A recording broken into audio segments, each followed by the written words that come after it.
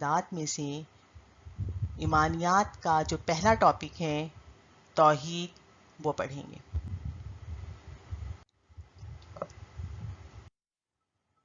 चलें बच्चों, अब हम अपने सबक का आगाज़ करते हैं। तौहीद का मफ़हूम। तौहीद अरबी ज़बान का लफ्ज़ है जिसके लग़वी मायने हैं एक मानना, यकता जानना। शरीयत की इस्तिलाह में तौहीद से मुराद अल्लाह ताला को एक मानना और यकता जानना है, यानी इस बात को ज़बान से और सच्चे दिल से मानना कि अल्लाह ताला अपनी ज़ात में यकता, सिफ़ात में लासानी है। अल्लाह ताला का कोई हमसर नहीं और उसके सिवा कोई इबादत के लायक नहीं, और अल्लाह ताला जैसी खूबियाँ किसी में नहीं। वो तमाम कायनात का खालिक व मालिक है। नफ़ा नुकसान, ज़िंदगी, मौत, तंदुरुस्ती और बीमारी गस तमाम चीज़ का मालिक अल्लाह ताला है। अल्लाह ताला अज़ल से है और अबद तक रहेगा।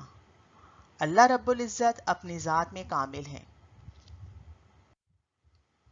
तौहीद की अहमियत। इस्लाम का सबसे पहला अक़ीदा तौहीद है, जो कि दीगर तमाम अक़ायद की बुनियाद है।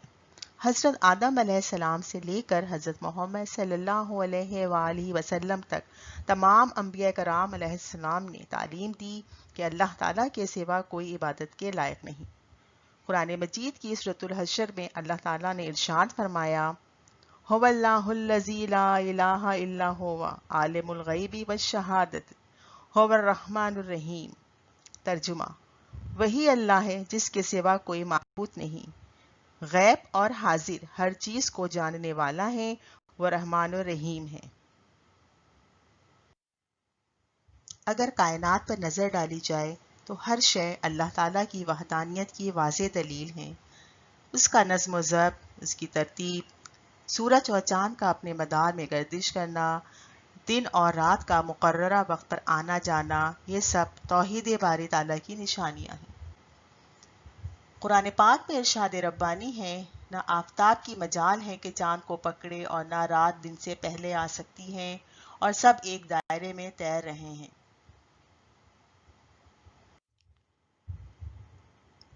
सूरह इखलास में वाज़ेह तौर पर तौहीद को बयान किया गया है। कह दीजिए कि अल्लाह एक है, अल्लाह बेनियाज है, ना उसकी कोई औलाद है, ना वो किसी की औलाद है, और ना कोई उसके बराबर है। अल्लाह ताला की वहदानियत को सच्चे दिल से तस्लीम करना और मरते दम तक इस पर कायम रहना ईमान की बुनियादी शर्त है। हदीस मुबारका में भी तौहीद की अहमियत इन अल्फाज में बयान हुई है, जो शख्स इस हाल में मरा कि वो यकीन रखता था कि अल्लाह ताला के सिवा कोई माबूद नहीं, जन्नत में दाखिल होगा। जब हर चीज का खालिक व मालिक अल्लाह ताला है और पूरी कायनात में तमाम मखलूक उसके हुक्म के ताबे हैं, तो इसलिए इंसान के लिए भी जरूरी है कि वो सिर्फ और सिर्फ अल्लाह ताला के सामने ही झुके, क्योंकि दुनिया आखिरत की कामयाबी अकीदे तौहीद पर है। तौहीद की जिद शिर्क है। शिर्क के मायने हिस्सादारी और साझेपन के हैं। इस्लामी इस्तिलाह में इससे मुराद अल्लाह ताला की ज़ात, सिफ़ात, अफ़आल में किसी को उसका शरीक ठहराना। यही वजह है कि कुरान मजीद में शिर्क को जुल्म अजीम कहा गया है। सूरह लुक़मान में इरशाद बारी ताला है, इन्ना शिर्का ला ज़ुल्मुन अजीम, बेशक शिर्क यकीनन बड़ा जुल्म है। एक और मकाम पर इरशाद बारी ताला है, बेशक अल्लाह ताला चाहे तो तमाम गुनाह माफ कर देगा, मगर शिर्क को माफ नहीं करेगा। तौहीद के तकाज़े।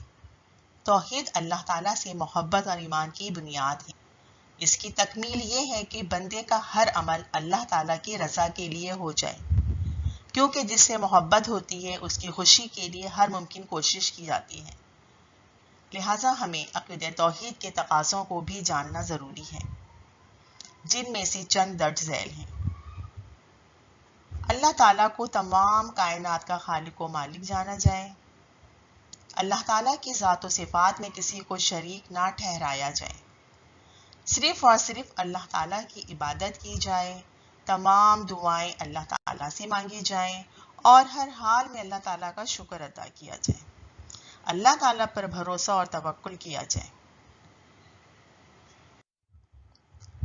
توحید کے اثرات۔ جب کوئی شخص دین اسلام میں داخل ہو کر سچے دل سے عقیدہ توحید کا اقرار کرتا ہے اور اللہ تعالیٰ کے احکامات پر عمل کرتا ہے تو اس کی زندگی میں درج ذیل اثرات مرتب ہوتے ہیں۔ عقیدہ توحید انسان کو عزت نفس عطا کرتا ہے، یعنی مسلمان اللہ تعالیٰ کے سوا کسی کے آگے نہیں جھکتا۔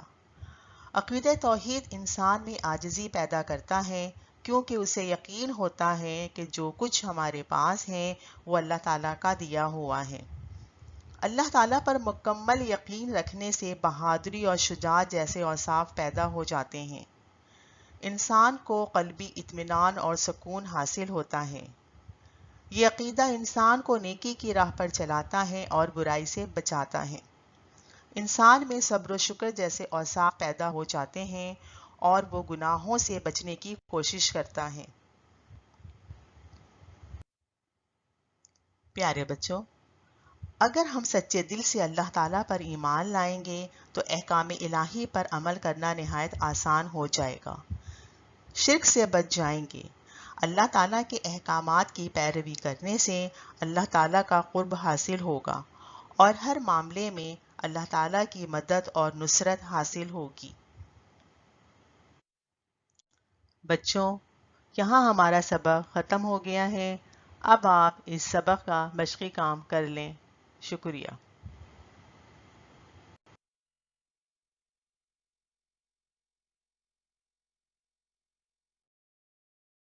رات میں سے ایمانیات کا جو پہلا ٹاپک ہے توحید، وہ پڑھیں گے۔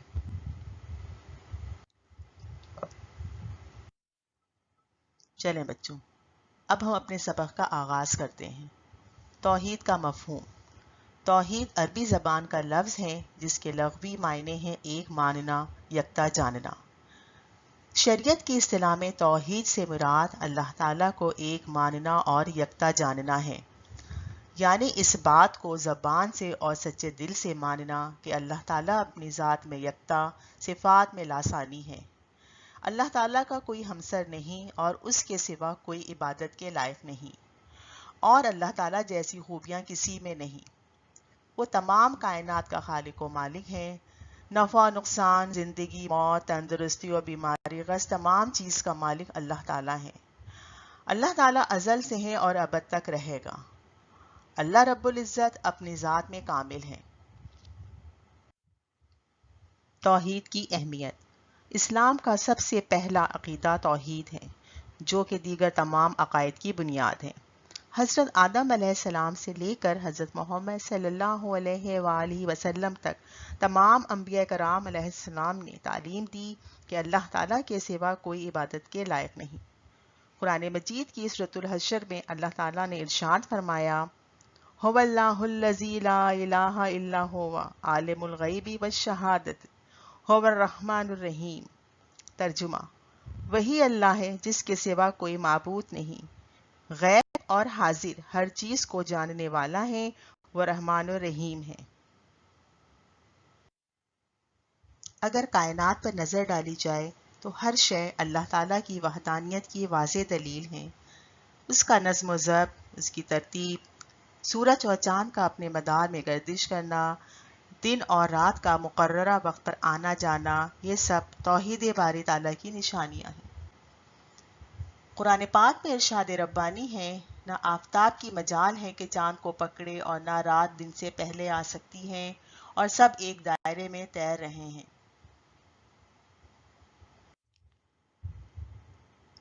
سورہ اخلاص میں واضح طور پر توحید کو بیان کیا گیا ہے۔ کہہ دیجئے کہ اللہ ایک ہے، اللہ بے نیاز ہے، نہ اس کی کوئی اولاد ہے، نہ وہ کسی کی اولاد ہے، اور نہ کوئی اس کے برابر ہے۔ اللہ تعالیٰ کی وحدانیت کو سچے دل سے تسلیم کرنا اور مرتے دم تک اس پر قائم رہنا ایمان کی بنیادی شرط ہے۔ حدیث مبارکہ میں بھی توحید کی اہمیت ان الفاظ میں بیان ہوئی ہے، جو شخص اس حال میں مرا کہ وہ یقین رکھتا تھا کہ اللہ تعالیٰ کے سوا کوئی معبود نہیں، جنت میں داخل ہوگا۔ جب ہر چیز کا خالق و مالک اللہ تعالیٰ ہے اور پوری کائنات میں تمام مخلوق اس کے حکم کے تابع ہیں، تو اس لیے انسان کے لیے بھی ضروری ہے کہ وہ صرف اور صرف اللہ تعالیٰ کے سامنے ہی جھکے، کیونکہ دنیا آخرت کی کامیابی عقیدہ توحید پر ہے۔ توحید کی ضد شرک ہے۔ شرک کے معنی حصہ داری اور ساجھے پن کے ہیں۔ اسلامی اصطلاح میں اس سے مراد اللہ تعالیٰ کی ذات، صفات، افعال میں کسی کو اس کا شریک ٹھہرانا۔ یہی وجہ ہے کہ قرآن مجید میں شرک کو ظلم عظیم کہا گیا ہے۔ سورہ لقمان میں ارشاد باری تعالیٰ ہے، ان الشرک لظلم عظیم، بے شک شرک یقیناً بڑا ظلم ہے۔ ایک اور مقام پر ارشاد باری تعالیٰ ہے، بے شک اللہ تعالیٰ چاہیں تو تمام گناہ معاف کر دے گا مگر شرک کو معاف نہیں کرے گا۔ توحید کے تقاضے۔ توحید اللہ تعالیٰ سے محبت اور ایمان کی بنیاد ہے۔ اس کی تکمیل یہ ہے کہ بندے کا ہر عمل اللہ تعالیٰ کی رضا کے لیے ہو جائے، کیونکہ جس سے محبت ہوتی ہے اس کی خوشی کے لیے ہر ممکن کوشش کی جاتی ہے۔ لہٰذا ہمیں عقیدہ توحید کے تقاضوں کو بھی جاننا ضروری ہے، جن میں سے چند درج ذیل ہیں۔ اللہ تعالیٰ کو تمام کائنات کا خالق و مالک جانا جائے۔ اللہ تعالیٰ کی ذات و صفات میں کسی کو شریک نہ ٹھہرایا جائے۔ صرف اور صرف اللہ تعالیٰ کی عبادت کی جائے۔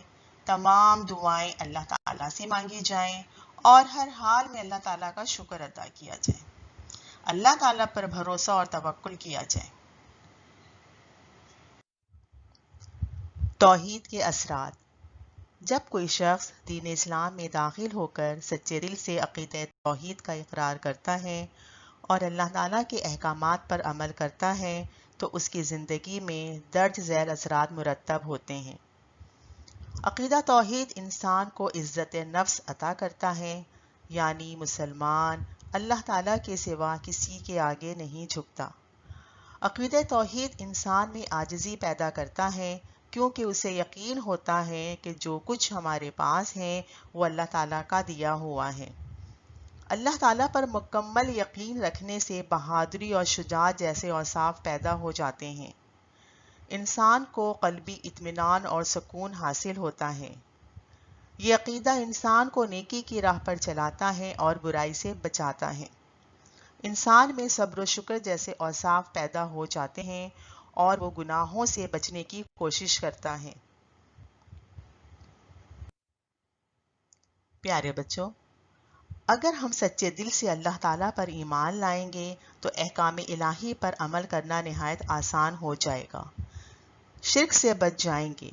اللہ تعالیٰ کے احکامات کی پیروی کرنے سے اللہ تعالیٰ کا قرب حاصل ہوگا اور ہر معاملے میں اللہ تعالیٰ کی مدد اور نصرت حاصل ہوگی۔ بچوں، یہاں ہمارا سبق ختم ہو گیا ہے۔ اب آپ اس سبق کا مشقی کام کر لیں۔ شکریہ۔